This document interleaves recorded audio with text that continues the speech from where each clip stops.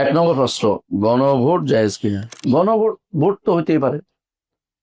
ভোটটা কি এমন জায়গায় হইতে হবে, শর্ত আছে যে জায়গায় ইসলাম অনুমোদন এর মধ্যে নির্ধারিত করে নাই, কথা বুঝছেন?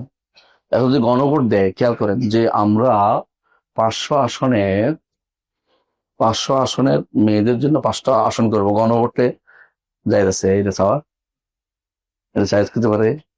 মেয়েদের কোনো আসন নাই সংসদে, এটা শরীয়তে নির্ধারিত জিনিস। মেয়েদের কোনো আসন সংসদে আল্লাহ রসুল দেন নাই, সাহাবাই কেরাম দেন নাই, আবু বকর দেন নাই, ওমর দেন নাই, ওসমান দেন নাই, আলী দেন নাই। খেয়াল করেন জিনিসটা। আপনি এখন 500 আসনের জন্য গণভোট চাচ্ছেন, কথা বুঝতে পারছি? এখানে গণভোট চাওয়া যায়, দেওয়াও যায়, গণভোট জায়গা না, বুঝছেন কথাটা? আরেকটা যদি চায়, সেটা কি, যে আমরা এখন এই যে ক্ষমতায় যায়, হ্যাঁ, মানে আমরা এখন সব মানুষকে সমান মনে করব, হিন্দু বৌদ্ধ সবাই আমার রাষ্ট্রপ্রধান হইতে পারবে, সবাই আমার সাংসদ হইতে পারবে, তাহলে গণভোট চাওয়া যায় না। কারণ সংসদে ইমানদারের উপর দিবে, কাফেরের উপর দিবে। কথা বলছেন কিনা? এই যে সিস্টেমটা চালু আছে, এটা ইসলামিক না। আপনি এখানে কি জন্য ভোট দিতে পারবেন? এখন ভোট তো দেয়, ভোট মানে মত দেওয়া যায় আছে, কিন্তু কিসের মত দিচ্ছে এটাকে দেখতে হবে, বুঝছেন কিনা কথাটা? আপনার প্রতিনিধি বানাইতে পারেন, ধরুন একজন মেম্বার বানাইতে পারেন আপনাদের এলাকার, কিন্তু মেম্বার যদি নারীরই বানান, জায়েজ হবে না। পার্থক্য হচ্ছে আপনি আমাদের জিনিসটা জায়েজ আর না জায়েজের ভিতরে আমাদের ঢুকাচ্ছেন, জায়েজের মাসলা ঢুকাচ্ছেন কেন বলেন তো? দেখতে হবে যে আপনার জায়েজের যে জায়গাটা, এটা আসে না এখনো। এখন আপনি কি করবেন? এটা বলতে চাচ্ছি, এখন কি করবেন? এখন যেটা দরকার, এটা হচ্ছে আপনি নিজে বাঁচার জন্য, ইমান বাঁচায় রাখার জন্য যদি কোনো কিছু করেন, শরীয়ত মনে করে করবেন, দয়া করে। শরীয়তের বিধি এটা সম্পূর্ণ উল্টা, কিন্তু আমি এখন বাঁচতে পারতেছি না, এটা কোপ দিচ্ছে, আমি কোপ থেকে বাঁচার জন্য লাঠির বাইরে খাইতে রাজি আছে, ওইদিকে দৌড় দিলাম, কথার কথা এটা।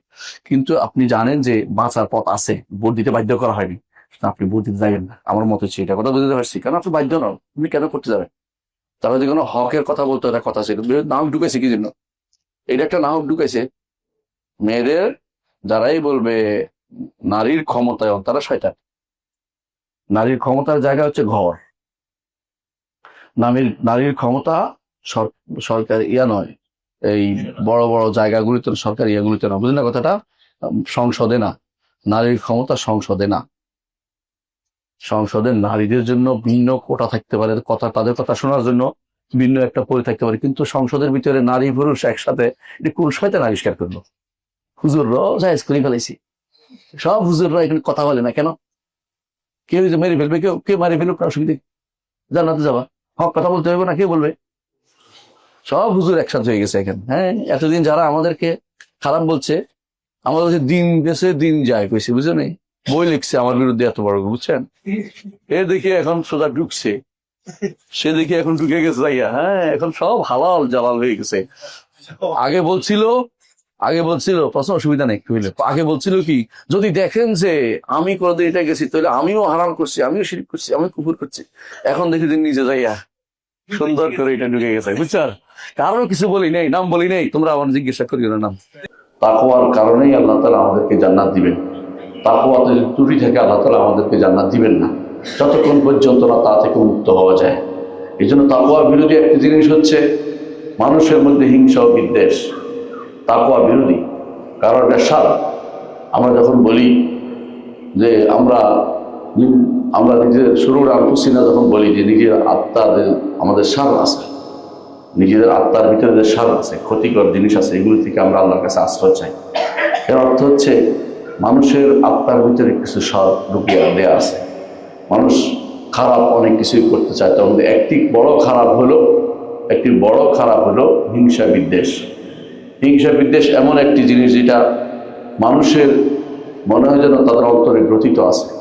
ইল্লা মাশাআল্লাহ, অনেক আল্লাহর বিশেষ বান্দারা ছাড়া কেউ এটা থেকে মুক্ত হতে পারে না। বিশেষ বান্দারা এর থেকে মুক্ত থাকে, নবীরা হিংসা থেকে মুক্ত থাকে, সিদ্দিকরা হিংসা থেকে মুক্ত থাকে, শহীদরা হিংসা থেকে মুক্ত থাকে, নেককারদের মধ্যে ভালো যারা, তারা হিংসা থেকে মুক্ত থাকে। আর যারা নিকৃষ্ট মানুষ, তাদের মধ্যে হিংসা বাসা বেঁধে থাকে। হিংসার ব্যাপারে আমাদের জানতে হবে, হিংসা কাকে বলে। হিংসা হচ্ছে অন্যের মধ্যে, কোনো মানুষের মধ্যে একটা ভালো কিছু আছে, সেটা হতে পারে সম্পদ, সেটা হতে পারে তার স্ত্রী, হইতে পারে তার কোনো লেখাপড়া, অর্থাৎ দিনও হইতে পারে, দুনিয়া হইতে পারে। এই দুইটা জিনিস যে ব্যক্তি নাশ করতে চাইবে, যে ওর এটা কেন, এইটা তার কেন হলো, তার এত সুন্দর কাজ কেন হলো, ইত্যাদি ইত্যাদি, যে ব্যক্তি মনের ভিতরে এটা পোষণ করে আছে, সেই ব্যক্তি হিংসা করছে, এর নাম হিংসা। এটাই কোরআন কারীমে আমাদেরকে আল্লাহ তাআলা এর থেকে আশ্রয় চাইতে বলেছে। আল্লাহ তাআলা বলেছেন, কুল আউযু বিরাব্বিল ফালাক মিন শাররি মা খালাক ওয়া মিন শাররি গাসিকিন ইযা ওয়াকাব ওয়া মিন শাররি নাফাথাতি ফিল উকাদ ওয়া মিন শাররি হাসিদিন ইযা হাসাদ। আল্লাহ তাআলা বলছেন, কুল আউযু বিরাব্বিল ফালাক, হে নবী আপনি বলে দিন আউযু বিরাব্বিল ফালাক, যে রব যিনি ফালাকের রব। ফালাক অর্থ যে আলো ভেদ করে যেটা আসে না, ফালাক, সকালবেলা যে আলো আসে সেটা ফালাক। বিরাব্বিল ফালাক মিন শাররি মা খালাক, মানুষের আল্লাহ যা সৃষ্টি করেছেন, আল্লাহ সৃষ্টির মধ্যে কোনো অনিষ্টতা নেই, কিন্তু সৃষ্টির যাদেরকে সৃষ্টি করেছেন তাদের মধ্যে অনিষ্টতা আছে। আল্লাহ সৃষ্টিতে কোনো দোষ নেই, কিন্তু সৃষ্টি যাদেরকে করেছেন মাখলুকের ভিতরে কি আছে, অনিষ্টতা আছে। তা থেকে আল্লাহ আশ্রয় চাইতে বলেছেন আমার নবীকে। অন্ধকার যখন ঘনীভূত হয় তখন যে ক্ষতি হয়, যে হিংসা করে মানুষ, যে কাজগুলি মানুষ করে একে অপরের বিরুদ্ধে বা একে বিরুদ্ধে লেগে যায়, সেটা থেকে আশ্রয় চাইতে বলেছেন। আর যারা হিংসা করে, জাদু করে, টোনা করে, একে অপরের বিরুদ্ধে ফু দিয়ে বিভিন্ন রকমের সমস্যা তৈরি করে, অনেকে দেখবেন যে পরিবার পর্যন্ত নষ্ট করে দিয়েছে তাদের টোনা দিয়ে। এর বিশাল এই এর থেকে আল্লাহ তাআলার কাছে আশ্রয় চাইতে আল্লাহ তাআলা আমার নবীকে বলেছেন, যে আমার নবীকে বলেছেন অমিন শাররি হাসিদিন ইযা হাসাদ, আর হিংসা থেকে আপনি আশ্রয় চান আল্লাহর কাছে। আল্লাহর কাছে বলেন আমি আশ্রয় চাই আপনার কাছে যখন সে হিংসা করে। হিংসা এমন একটি জিনিস যে আমার নবীকে পর্যন্ত পাকড়াও করেছে। মুহাম্মদ রাসূলুল্লাহ সাল্লাল্লাহু আলাইহি ওয়াসাল্লাম, তার সাথে মানুষের লেনদেনের সম্পর্কটা গভীর ছিল না, কিন্তু দ্বীনি সম্পর্ক গভীর ছিল। আপনারা জানেন ইহুদিরা মুহাম্মদ রাসূলুল্লাহ সাল্লাল্লাহু আলাইহি ওয়াসাল্লাম ঈমান আনেনি কেন? এই জন্য ঈমান আনেনি কেন? বনি ইসমাইলে নবুয়ত চলে গেল, রিসালাত কেন বনি ইসমাইলে চলে গেল, বনি ইসহাকে কেন থাকলো না? কারণ ইব্রাহিম আলাইহিস সালাতু ওয়াস সালামের দুই ছেলে ছিল, এক ছেলের নাম ইসহাক, আরেক ছেলের নাম ইসমাইল। ইসমাইল এবং ইসহাকের মধ্যে সমস্ত নবী এসেছে ইসহাকের মধ্যে, একজন নবী এসেছে শুধুমাত্র বনি ইসমাইলে, তিনি হচ্ছেন মুহাম্মদ রাসূলুল্লাহ সাল্লাল্লাহু আলাইহি ওয়াসাল্লাম। তারা ঈমান আনেনি, তারা ঈমান আনে শুধু হিংসা করে ঈমান আনেনি। তারা বুঝতো যে মুহাম্মদ রাসূলুল্লাহ সাল্লাল্লাহু আলাইহি ওয়াসাল্লাম হক। আল্লাহ তাআলা কোরআনে কারীম বলেছেন যে এরা নবীকে এমনভাবে চিনে যাদের সন্তানকে যেভাবে চিনে। আব্দুল্লাহ ইবনে সালাম রাদিয়াল্লাহু আনহু বলেন, আমি আমার সন্তানের ব্যাপারে সন্দেহে থাকতে পারি, সন্তানের মা হয়তো সে আমার সাথে খেয়ানত করেছে, কিন্তু মুহাম্মদ রাসূলুল্লাহ সাল্লাল্লাহু আলাইহি ওয়াসাল্লামের ব্যাপারে কোনো ইহুদি সন্দেহ করতে পারে না যে তিনি হচ্ছেন আল্লাহর রাসূল। কিন্তু কেন তারা ঈমান আনেনি? কারণ তারা হিংসা করেছে। কেন নবুয়ত অন্যদিকে চলে গেল, আমাদের মধ্যে কেন না আসলো? এই হিংসার বশবর্তী হয়ে লাবিদ ইবনে আসমের কন্যা, সে কি করেছে? মুহাম্মদ রাসূলুল্লাহ সাল্লাল্লাহু আলাইহি ওয়াসাল্লামের জন্য সে জাদু টোনা করেছে, এবং সেটাকে সেই ব্যক্তি এটা গভীর একটা কূপের ভিতরে দিয়ে রেখে দিয়েছে, যাতে করে কিছু নষ্ট না হয়, সেখান থেকে অনবরত তাকে কষ্ট দিতে থাকে। মুহাম্মদ রাসূলুল্লাহ সাল্লাল্লাহু আলাইহি ওয়াসাল্লাম সে হিংসার শিকার হয়েছেন, তিনি কষ্ট পেয়েছেন, এবং তিনি বলতেন যে ঘরে আসতেন, মনে থাকে না কি বলছে, ঘরে আসছিলাম কিনা, আবার বলে হ্যাঁ আপনি আসছিলেন, মানে রাসূলুল্লাহ সাল্লাল্লাহু আলাইহি ওয়াসাল্লাম তখন অনেকটা কি করবেন তিনি কিংকর্তব্য বিমূঢ় হয়ে গিয়েছিলেন। তখন রাসূলুল্লাহ সাল্লাল্লাহু আলাইহি ওয়াসাল্লামকে জানানো হলো যে আপনাকে তাবিজ করা হয়েছে, আপনাকে এইভাবে আপনার বিরুদ্ধে হিংসা করে আপনার বিরুদ্ধে তারা এই কাজ করেছে। কি কাজ করেছে? জাদু করেছে। কিভাবে করেছে?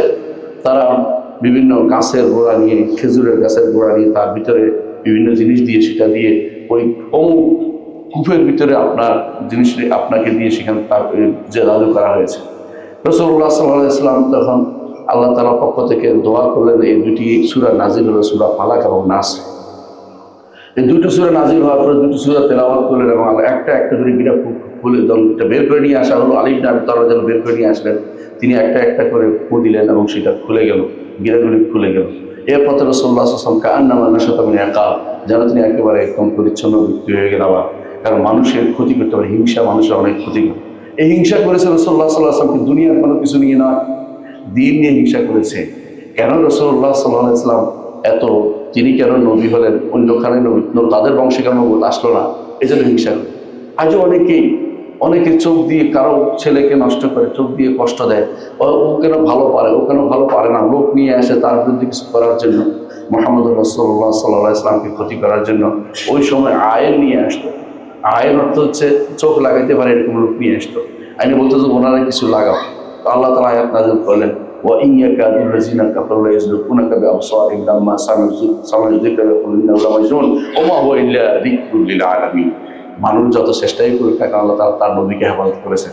আমাদেরও যদি হেফাজত যদি পেতে হয়, আমাদেরকে অবশ্যই নবীর দেওয়া পদ্ধতিতে ফিরে আসতে হবে। এই যে জাদু টোনা বা মানুষের ক্ষতি করে, হিংসা থেকে এগুলি করে থাকে, হিংসার কারণে মানুষ পাগল হয়ে যায় অনেক সময়, কিভাবে তার ক্ষতি করবে সে চিন্তা করতে থাকে।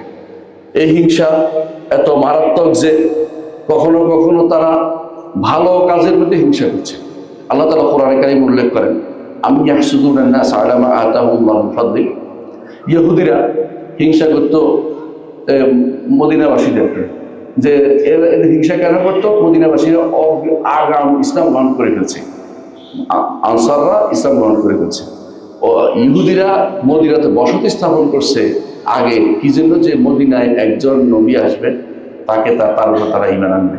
কিন্তু যখন মুহাম্মদ রাসূলুল্লাহ সাল্লাল্লাহু আলাইহি ওয়াসাল্লাম এই নবী বনী ইসমাঈল থেকে আসছে, তখন তারা সেটা অন্তরে হিংসার কারণে মেনে নিতে পারে নাই। আনসাররা তারা দৌড়ে এসে সে ঈমান আনছে, আনসাররা সৌভাগ্যশালী হয়েছে। এইটা দেখে তাদের হিংসা আরম্ভ হয়েছে। আল্লাহ তাআলা বললেন যে আমি ইয়াহসুদুনা আন-নাস আলা মা আতাহুল্লাহু মিন ফাদলি, তারা কি মানুষদেরকে হিংসা করছে এই জন্য যে আল্লাহ তাদেরকে আল্লাহর পক্ষ থেকে বিশেষ নিয়ামত দিয়েছে।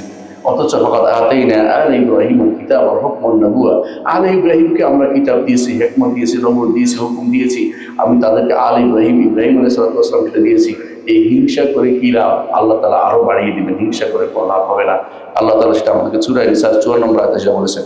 কোরআন কারীম আল্লাহ তাআলা আরো বলেছেন, ইহুদিরা হিংসা করে বলতো, ওয়াদ্দা কাসীরুম মিন আহলিল কিতাব লাউ ইউরদুনাকুম বা'দা ঈমানিকুম কুফফারান হাসাদান মিন 'ইনদি আনফুসিহিম মিন বা'দি মা তাবাyyana লাহুল হক ফা'ফু ওয়াসফাহু হাত্তা ইয়াতি আল্লাহু বিআমরিহি ইন্নাল্লাহা আলা কুল্লি শাইইন কাদির। সূরা বাকারা 109 নম্বর আয়াতে আল্লাহ তাআলা বলেছেন, আহলে কিতাবরা ইহুদি নাসারা হিংসা করে যে যদি এদেরকে ঈমানের পরে কিভাবে কাফের বানানো যায়, এই চিন্তায় তারা বিমূঢ় থাকতো। যে আপনাদের মধ্যে অনেকে সহিহ আকীদা আছেন, যারা বিশুদ্ধ আকীদা ও মানহাজে আছে, যারা বেদাতি আছে, বেরলভী আছে, আকীদা খারাপ আছে, তথাকথিত চরমনাই চর মানুষগুলো, এরা আপনাদেরকে ঈমানে রাখতে চায়, যে কোনো মূল্যে আপনাদেরকে ঈমান থেকে দূরে সরিয়ে দিতে চায়। এদের হিংসার বহর দিকে আপনি আশ্চর্য হবেন। আর তারা সারাদিন কথা বলবে, কোনো সময় ভালো লাগে নাই। কেন ভালো লাগবে? কারণ তার অন্তর আগে থেকেই বক্রতা আছে, এই জন্য সে বক্রতা নিয়ে ঢুকেছে, বক্রতা নিয়ে বের হবে। আল্লাহ তাআলার দ্বীন হিংসা করে বন্ধ করা যাবে না। আল্লাহ তাআলা ইউতিমু নূরাহু ওয়ালাউ কারিহাল কাফিরুন, আল্লাহ তার নূরকে পূর্ণতা দিবেন যদিও কাফেররা হিংসা করে। হিংসা দিয়ে আল্লাহর দ্বীনকে বন্ধ করতে পারবে না। আল্লাহর দ্বীনকে তারা চায়, ইউরিদুনা লিইউতফিউ নূরাল্লাহি বিআফওয়াহিহিম ওয়াল্লাহু মুতিম্মু নূরিহি ওয়ালাউ কারিহাল কাফিরুন। এইজন্য আল্লাহ তাআলা কোরআনে কারীম বলেছেন, ইয়াকুব আলাইহিস সালাতু ওয়াস সালাম যখন তিনি পাঠিয়েছিলেন, খাদ্য আনতে পাঠিয়েছেন, কোথায়? মিশরে পাঠিয়েছেন। তিনি ছিলেন সেই কেনান থেকে মিশরে খাদ্য আনতে পাঠিয়েছিলেন সন্তানদেরকে। তিনি বলেছিলেন, ইয়া বানি লা তাদখুলু মিন বাবিন ওয়াহিদ ওয়াদখুলু মিন আবওয়াবিন মুতাফাররিকা, হে আমার সন্তানরা, এক দরজা দিয়ে তোমরা ঢুকো না, বিভিন্ন দরজা দিয়ে ঢুকবে। কারণ কি? আলেমরা বলছেন অর্থ হচ্ছে এক দরজা দিয়ে দেখলে হিংসা করবে তারা। এতগুলি মানুষ, এত সুদর্শন পুরুষ, সবগুলি এক দরজা দেখছে, এরা কারা? এদের মধ্যে চোখ লেগে যেতে পারে। এই জন্য তিনি চেয়েছেন যে আমার সন্তানরা বিভিন্ন দরজা দিয়ে ঢুকুক। এই জন্য কখনো চোখ লাগার আশঙ্কা থাকলে আপনাকে সেখানে সাবধানতা অবলম্বন করতে হবে। এটাই ইব্রাহিম আলাইহিস সালাম আমাদেরকে শিখিয়েছেন যে অবশ্যই মানুষের কি লাগে? চোখ লাগে, হিংসা করে, মানুষ কোনোদিন আরেকজনের ভালো দেখতে দিচ্ছে। এই জন্য আমাদের জানতে হবে যে এই যে হিংসাটা, এটা আমাদের পূর্ববর্তী উম্মতের মধ্যেও ছিল, আমাদের নবীর সময় হয়েছিল, আজও আছে, ভবিষ্যতে থাকবে। এর থেকে খুব কম মানুষই নিরাপদ থাকতে পারে। কারণ এই মানুষের ভিতরে এই হিংসার দেশটা তারা অন্তরের ভিতরে ডুবে আছে। ইল্লা মান রাহিমাল্লাহ, আল্লাহ যাদেরকে বিশেষ রহমত করেছেন তারা ব্যতীত এ থেকে কেউ মুক্ত হতে পারে না। আবু হুরায়রা রাদিয়াল্লাহু আনহু বলেছেন, নবী সাল্লাল্লাহু আলাইহি ওয়াসাল্লাম বলেছেন, ইয়াকুমুল হাসাদ, সাবধান তোমরা হিংসা থেকে বেঁচে থাকো। বা ইন্নাল হাসাদা ইয়াকুল হাসানাত, কারণ হিংসা মানুষের নেককে নষ্ট করে দেয়, নেককে পুড়িয়ে দেয়, নেক কাজ বলতে কিছু থাকে না, ধীরে ধীরে সব শেষ করে দেয়। কামা তাকুলুন নারুল হাতাবা, যেমনি করে আগুন লাকড়িকে পুড়িয়ে নিঃশেষ করে ছাই করে দেয়, হিংসার কারণে মানুষের তেমনিভাবে ঈমানও নষ্ট হয়ে যায়। এই জন্য অন্য বর্ণনা আছে অলসব অথবা ঘাসকে যেভাবে পুড়িয়ে দেয়, এলাকার পর এলাকায় আগুন যেভাবে পুড়িয়ে দেয়, হিংসা মানুষের অন্তরকে পুড়িয়ে দেয়, মানুষের কর্মকে পুড়িয়ে দেয়, মানুষের চিন্তা চেতনাকে নষ্ট করার কথা ছিল যে একজন মানুষের দ্বারা আল্লাহ দাওয়াতের ব্যবস্থা করেছেন, দ্বীনের কাজ করতে ব্যবস্থা, এইটাও রাসূলুল্লাহ সাল্লাল্লাহু আলাইহি ওয়াসাল্লাম নিষেধ করেছেন, ওয়ালা তানাফাসু, এই জাতীয় প্রতিযোগিতায় তোমরা লিপ্ত হবে না, ওয়ালা তাহাসাদু, এরপর বলছেন রাসূল আর তোমরা হিংসা বিদ্বেষ করবে না। হিংসা বিদ্বেষ মানুষের অন্তরকে নষ্ট করে দেয়, মানুষের আমলকে নষ্ট করে দেয় এবং মানুষের কর্মকেও তার ধ্বংস করে দেয়। ওয়ালা তাবাগাদু, আর তোমরা বিদ্বেষ পোষণ করবে না। ওয়ালা তাদাবারু, এবং কারোর সাথে পিছন দেখাবে না, অর্থাৎ তাকে পিছনে দিয়ে তার সাথে কোনো কথা বলবো না, তার সাথে আর সম্পর্ক রাখবো না, এই কাজ করবে না। ওয়া কুনু ইবাদাল্লাহি ইখওয়ানা কামা আমারাকুম, আল্লাহ যেভাবে তোমাদেরকে নির্দেশ দিয়েছেন সেভাবে তোমরা আল্লাহর বান্দা হয়ে থাকবে। আল্লাহ তাআলা কোরআনে কারীমে বলেছেন কুনু ইন্নামাল মুমিনুনা ইখওয়া ওয়া আসলিহু বাইনা আখাওয়াইকুম, ঈমানদাররা ভাই, সেই হিসেবে ভাই হিসেবে থাকতে বলেছেন। রাসূলুল্লাহ সাল্লাল্লাহু আলাইহি ওয়াসাল্লাম আরো বলেছেন আল মুসলিমু আকুল মুসলিম, একজন মুসলিম আরেক মুসলিমের ভাই, লা ইয়াজলিমুহু, সে তাকে জুলুম করে না, ওয়ালা ইয়াখযুলুহু, সে তাকে শত্রুর সামনে রেখে চলে যায় না, ওয়ালা ইয়াহতিরুহু, সে তাকে হাকির মনে করে না, অধম মনে করে, নিজেকে উত্তম মনে করবে না, সে তাকে হাকির মনে করবে, সে মনে করবে না এত কিছুই না, বা তাকে অপমান করবে না কথায় কথায়। তারপর রাসূলুল্লাহ সাল্লাল্লাহু আলাইহি ওয়াসাল্লাম বলেছেন আত্তাকওয়া হাহুনা, আত্তাকওয়া হাহুনা, আত্তাকওয়া হাহুনা, অন্তরের মধ্যে তাকওয়া রয়েছে, তার বহিঃপ্রকাশ ঘটবে। যদি তোমার অন্তরে তাকওয়া না থাকে, হিংসার বহিঃপ্রকাশ আসবে। তাকওয়া না থাকলে তুমি একে অপরের বিরুদ্ধে মিথ্যা চিন্তা করবে, একে অপরের বিরুদ্ধে লেগে থাকবে, কি না করে হচ্ছে অমুকে হায়রে ইত্যাদি ইত্যাদি। যারা অধিকাংশ মানুষকে আমি দেখি ভালো কাজের মধ্যেও হিংসা করে, তারা যদি কোনো দেখবেন যে আপনি এই একটা ভালো প্রতিষ্ঠান দাঁড় করিয়েছেন, তার বিরুদ্ধে হিংসা করবে, মনে করবে অমুক বোধহয় লক্ষ লক্ষ টাকা মেরে খাচ্ছে এখান থেকে। এই হিংসা হচ্ছে মিথ্যা ধারণা। এই মিথ্যা ধারণা মানুষের মধ্যে মানুষের ঈমানকে কুড়ে কুড়ে খায়, আমলকে নষ্ট করে দেয়। কারণ এই মিথ্যা ধারণার কারণে আপনি তার উপর একটা জুলুম করেছেন। এই জুলুম যতক্ষণ প্রতিকার না হবে, জান্নাতে যাওয়ার পথ আপনি হারিয়ে ফেলবেন, কামতরাতে আপনি আটকে যাবেন, জান্নাতে যাওয়া দেখবেন জান্নাত যেতে পারবেন না যতক্ষণ পর্যন্ত আপনার ভাই আপনাকে ক্ষমা না করে দেয়। এই জন্য অন্তরটাকে পরিচ্ছন্ন রাখবেন, অন্তরটাকে পরিচ্ছন্ন রাখবেন। যদি কোনো কিছু দেখেন, না দেখে বলবেন জানি না, বলতে পারবো না, দেখে আমার কাছে কোনো প্রমাণ নেই, কিন্তু ধারণা করে মনে হয় বসে বসে গল্প করা, এটা ইসলাম অনুমোদন করে না। আমরা বেশিরভাগ সময় চা দোকানে বসে দুনিয়ার সবাই যে সব কিছু করে বসছেন, মিথ্যা ধারণা করে অনেক কিছু বলে বসছেন, এগুলি সবই হচ্ছে অনেকের হিংসা থেকে আসে, যে আমি অমুক কেন এটা হলো, এটা কেন করতে পারলো, হিংসার মধ্যে লেগে থাকে অনেকেই। রাসূলুল্লাহ সাল্লাল্লাহু আলাইহি ওয়াসাল্লাম বলেছেন অন্তর যদি পরিচ্ছন্ন হতো এটা আসতো না। এই জন্য তিনি বলছেন তাকওয়া হাহুনা, তাকওয়া দারদিন হইতে হয়, অন্তরটাকে পরিচ্ছন্ন আপনাকে করতেই হবে। তারপর রাসূলুল্লাহ সাল্লাল্লাহু আলাইহি ওয়াসাল্লাম বলেছেন, একই হাদিসে বিভিন্ন শব্দ আমি উল্লেখ করছি, রাসূল বলেছেন বিহাসবি ইমরিইন মিনাশ শাররি আন ইয়াহকিরা আখাহুল মুসলিম, একজন মানুষের জন্য খারাপ হওয়ার জন্য, নিজেকে ক্ষতিগ্রস্ত করার জন্য এটাই যথেষ্ট তার ভাইকে হাকির মনে করা, তুচ্ছ মনে করা। একজন আরেকজনকে তুচ্ছ মনে করা এটা ইমানদারের কাজ হতে পারে না। ইমানদার জানে না কে জান্নাতে আগে যাবে। আপনি যাকে আজ তুচ্ছ মনে করছেন, এমনও হতে পারে সে হয়তো জান্নাতে আপনার আগে চলে গেছে। এমনও হতে পারে আপনার কাছে তুচ্ছ, আকাশে যিনি আছেন, আসমানের উপরে যিনি আছেন, আরশের উপরে যিনি আছেন, তার কাছে সে তুচ্ছ নয়, অত্যন্ত সম্মানিত। এই জন্য নিজের কোনো কিছু দিয়ে কখনো কাউকে, নিজের কোনো কারণে কাউকে তুচ্ছ মনে করবেন না। হতে পারে আপনার কাছে সে অসম্মানিত, কিন্তু তার আল্লাহর কাছে হয়তো সম্মানিত। হ্যাঁ, দুনিয়ার শরিয়া বিরোধী হলে তাকে তুচ্ছ জ্ঞান করবেন। শরিয়া বিরোধী কি আল্লাহ শরীয়তের বিরুদ্ধে প্রকাশ্যে পাপাচারে নেমেছে, তাকে তখন ভালো করার কোনো সুযোগ নেই। কারণ যে ব্যক্তি সব প্রকাশ্য পাপাচারে লিপ্ত হয় তাকে সম্মান করা ইসলামী শরীয়তে নিষিদ্ধ। কিন্তু এর বাইরে আপনি পুরো মানুষকে বিনা কারণে তুচ্ছ জ্ঞান করে তার বিরুদ্ধে লেগে যাবেন, এটা ইসলাম অনুমোদন করে না। মুহাম্মদ রাসূলুল্লাহ সাল্লাল্লাহু আলাইহি ওয়াসাল্লাম বলেছেন কুল্লুল মুসলিমি আলাল মুসলিমি হারাম, প্রতিটি মুসলিমের অপর মুসলিমের জন্য হারাম। কি হিসাবে হারাম? দামুহু, তার রক্ত প্রবাহিত করতে পারবে না, ওয়া ইরদুহু, তার সম্মান নষ্ট করতে পারবে না, ওয়া মালুহু, তার সম্পদ নষ্ট করতে পারবে না। এই তিন জিনিস আপনি গ্যারান্টি দেন, এই তিন জিনিসের নিজের প্রতি গ্যারান্টি নেন, আপনি মুত্তাকি হতে পারবেন যে একজন মুসলিমের সম্পদ নষ্ট করব না, তার রক্তাক্ত করবো না, এবং তার বিরুদ্ধে নামবো না, তার সম্মান মর্যাদা হানি করবো না। এটা যদি আপনি গ্যারান্টি দিতে পারেন, তাকওয়া আপনার আসবেই আসবে, নিজেকে পরিচ্ছন্ন রাখতে পারবেন। আমরা হাদিসে শুনবো সেটা ইনশাআল্লাহ। রাসূলুল্লাহ সাল্লাল্লাহু আলাইহি ওয়াসাল্লাম বলেছেন, ইন্নাল্লাহা লা ইয়ানজুরু ইলা আজসাদিকুম, আল্লাহ তোমাদের শরীরের দিকে তাকান না, শরীরের দিকে তাকান না, অর্থাৎ জিসিমের দিকে তাকান না, কে কত সুন্দর কে কত মোটা ওইটা তাকাবেন না। ওয়ালা ইলা সুওয়ারিকুম, কত চেহারা কত ভালো এটার দিকে তাকাবেন না। ওয়ালাকিন ইয়ানজুরু ইলা কুলুবিকুম ওয়া আমালিকুম, আল্লাহ তোমাদের অন্তরের দিকে তাকাবেন এবং আমলের দিকে তাকাবেন। অন্তরটা যদি পরিচ্ছন্ন করতে পারেন তাহলে আপনার আল্লাহ তাআলা আপনার উপর খুশি হবেন। অনেক আরেক বর্ণনায় একই হাদিসে আসছে, রাসূলুল্লাহ সাল্লাল্লাহু আলাইহি ওয়াসাল্লাম বলেছেন, লা তাহাসাদু, তোমরা হিংসা বিদ্বেষে লিপ্ত হইও না। ওয়ালা তাবাগাদু, বিদ্বেষে যেও না। ওয়ালা তাজাসসু, এবং তোমরা গোয়েন্দাগিরি করো না। ওয়ালা তাহাসসু, ন্যাক নিয়ত কারো পিছনে লেগে যেও না।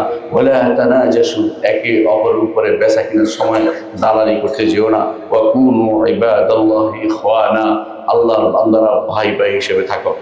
অপর বর্ণনায় এসেছে, লা তাকাতাউ, তোমরা একে অপরকে কথা তার থেকে সম্পর্ক চ্যুত করিও না। ওয়ালা তাজাবারু, এবং তাকে পিছন দেখিও না, অর্থাৎ তার সাথে আর কোনোদিন দেখা হবে না, কথা হবে না, এরকম মনে করিও না। ওয়ালা তাবাগাদু, তার সাথে হিংসা বিদ্বেষ করো না। ওয়ালা তাহাসাদু, এবং কোনো বিদ্বেষে লিপ্ত হইও না। ওয়া কুনু ইবাদাল্লাহি ইখওয়ানা, আল্লাহর বান্দারা তোমরা ভাই ভাই হিসেবে থাকো। আরেক বর্ণনায় এসেছে, লা তুহাজিরু, তাদেরকে তোমরা পরিত্যাগ করো না, হিজরত করো না, পরিত্যাগ করো না। ওয়ালা ইয়াবে বা'দুকুম আলা বা'দ, একে অপরের উপরে বেচা কিনা করো না, যে সে কোনো 10 টাকা বলছে আমি 12 টাকা দিয়ে কিনে নিলাম, যদি 10 টাকা মূলামূলির সময় যাইয়া মাছ বিক্রি বা বিভিন্ন বিক্রির সময় অনেকে যাইয়া, কেউ গরিব মানুষ সে 10 টাকা বলছে, আপনি যাই বলেন যে 12 টাকা দিয়ে আমি নিয়ে নিলাম, এটা হচ্ছে নিষিদ্ধ। কারণ এটা হচ্ছে নিষিদ্ধ বিক্রি, কারণ এর মাধ্যমে গরিবের মনে কষ্ট দেওয়া, হিংসা বিদ্বেষ, নিজের অহংকার ছড়ানো, যে আমার পয়সা আছে এটা দেখানো, এটা ইসলাম অনুমোদন করে না। এগুলো সবগুলি বর্ণনা আসছে, ইমাম মুসলিম তার সহিতে উল্লেখ করেছেন। আমি একটা হাদিসের বর্ণনাগুলো উল্লেখ করলাম, এবং বুখারী এগুলো বর্ণনা করেছেন। অর্থ হচ্ছে মুসলিম দুনিয়াতে থাকবে সেলিমুস সদর, অন্তরটা থাকবে তার অত্যন্ত নিরাপদ থাকবে, মুক্ত থাকবে, হিংসা বিদ্বেষটা মুক্ত থাকবে, ভালো কাজে সহযোগিতা করবে, ভালো কাজে সহযোগিতা করবে। একজন মানুষ একটা কিছু করছে, তাকে এটাতে সহযোগিতা কীভাবে করা যায় সেটা করা দরকার। এটা না করে কিভাবে বন্ধ করা যায় এই কাজটা, কিভাবে ভালো কাজের মধ্যে বাগড়া সৃষ্টি করা যায়, এটা যে ব্যক্তি করবে সে ব্যক্তি অন্তর পরিচ্ছন্ন নয়।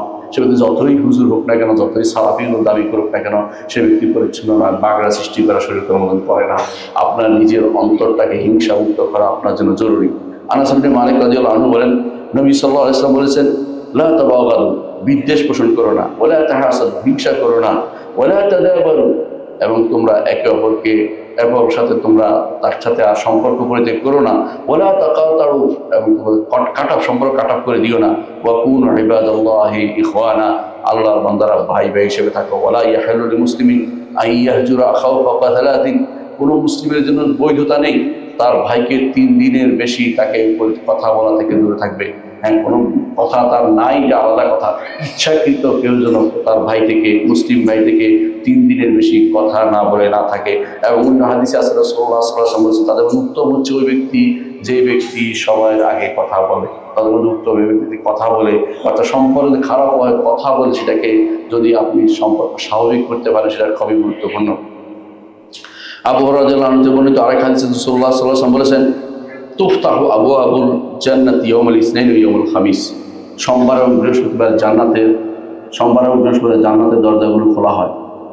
ওয়া ইউগফারু লিকুল্লি আবদিন, প্রতিটি মানুষের